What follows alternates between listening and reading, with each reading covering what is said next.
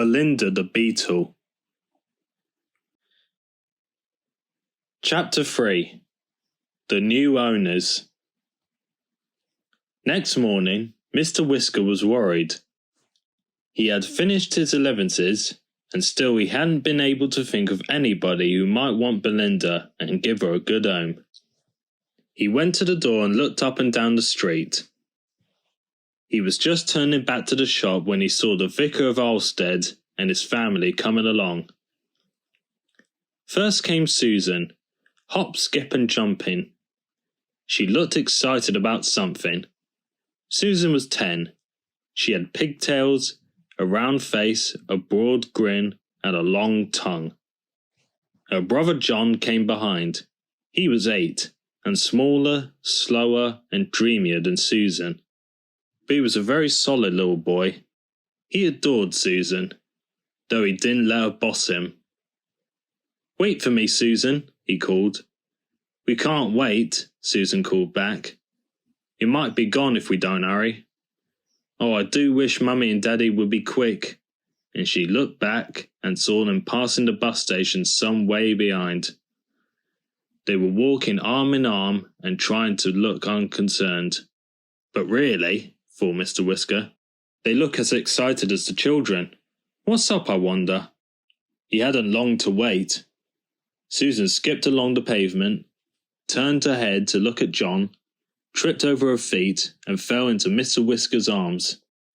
"Hold up, Susan," he said, and held her out at arm's length to make sure there was no damage. "Oh, Mr. Whisker, it's so exciting.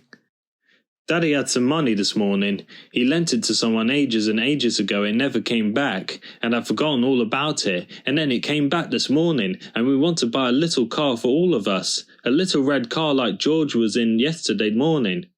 You have still got it, Mr. Whisker, haven't you? Oh, do please say you have." And she stopped quite out of breath. "Well, I never did," said Mr. Whisker. And he was so surprised and pleased that he didn't know what to say. "You've still got it, haven't you, Mr. Whisker?" John's face was looking anxiously up at him now. "Yes, I still got it," he smiled. "Oh, goody, goody." And the children did a dance round Mr. Whisker in front of the shop. "Then we can buy it." "Please, Mr. Whisker, do say we can." "Here, half a minute, stop jigging, can't you? You're making me feel quite giddy." And Mr. Whisker reached down and caught a wriggling, laughing child with each hand. "Let's wait until your mum and dad have arrived, then we'll see what it's all about." "Good morning, Mrs. Exel." "Good morning, Vicar." "How are you, William?" "Nicely, thank you." Susan could bear it no longer. She tugged at her father's hand excitedly. "Mr. Whisker's got it, Daddy," she whispered. The vicar smiled. "Well, William," he said, "I expect Susan told you all about it. I had a windfall this morning and we want to spend some of it on a little car. Susan says she saw George with a little red one yesterday morning. Have you still got it, and if so, do you think it will suit us?" Mr. Whisker smiled at the family's eager faces. "I think she might," he said. "Come and see." So they all filed through to where George was giving the finishing touches to Belinda's engine. "Morning, Vicar," said George, looking up. "What can I do for you?" "Morning, George. We've come to see this little car. Do you think we could all fit in it, or are we too big?" George twinkled. He pretended to consider. "Well, Vicar, you and Mrs. Exel will fit in the front seats nicely, no trouble at all. And so will John in the back, but I'm bothered about Susan." And here he gave a large wink. "If her legs get any longer, she'll have to put them over the side." Everyone laughed, and Susan made a face at George, though she really didn't mind. George was a favourite with the vicarage children. Daddy was quite good at mending toys, but George was better. He had a way with clockwork cars and engines, and he even mended dolls. The vicarage toys had a long lease of life through his strong, clever fingers. They all sat in the car and found they fitted nicely. The two children bounced on the back seat, but Belinda didn't mind. She liked these friendly people. "I hope they buy me," she said to herself. George opened the engine lid. "Now, Belinda," he said, Show the vicar what you can do. And he started her up. Belinda, said John. Is that her name? Yes, said George. A regular little lady she is. Just listen to how sweetly she sings. Belinda was feeling quite well now, and her engine hummed happily. John ran round to Susan. She's got a name, he said. It's Belinda. Belinda? How lovely! Mummy, did you hear what John said?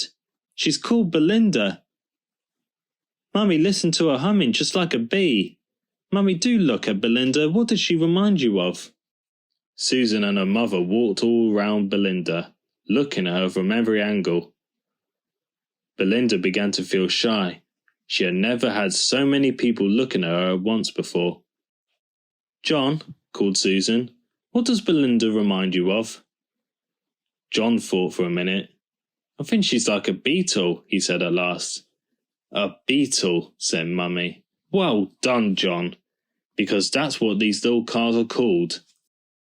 Yes, said Susan. We're just like those little ladybirds we find in John's room in the summertime. And the two children joined hands and danced around chanting, Belinda the Beetle, the Beetle, the Beetle, Belinda the Beetle, what fun we're going to have. Belinda was listening to this. She liked these people. She liked the way they said her name. She liked the little song the children sang about her. Gracious me, said Mummy. I mean, here we are, making plans all about Belinda when we don't know we can afford her. How much will Belinda cost, Mr. Whisker? £800, Mrs. Exel. 800, said Mummy thoughtfully. And then there'll be the road tax.